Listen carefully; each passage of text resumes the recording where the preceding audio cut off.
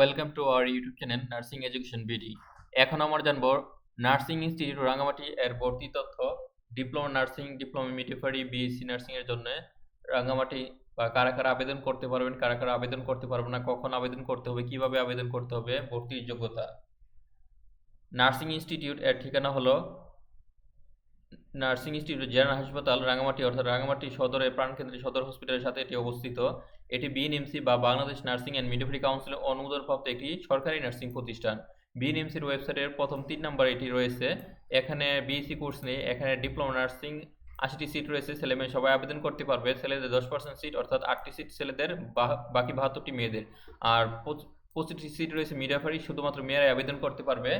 এখানে আবেদন করতে চাইলে দুটো কোর্সে ইন্টারমিডিয়েট বা এসএসসি পাস হতে হবে। যে কোনো গ্রুপ থেকে আবেদন করা যাবে।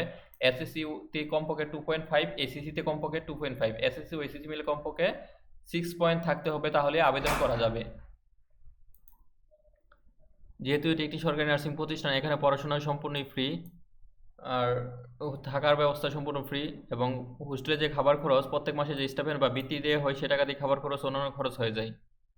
আর ভর্তি পরীক্ষায় বাংলা, ইংরেজি, সাধারণ গণিত, সাধারণ জ্ঞান, সাধারণ বিজ্ঞান প্রশ্ন থাকে। তবে বিএসসিদের ক্ষেত্রে সাধারণ বিজ্ঞানের জায়গায় পদার্থ বিজ্ঞান, রসায়ন বিজ্ঞান, জীববিজ্ঞান থাকে। এই জেলার মধ্যে সকল জেলার প্রার্থী আবেদন করতে পারে, কোনো সমস্যা নাই।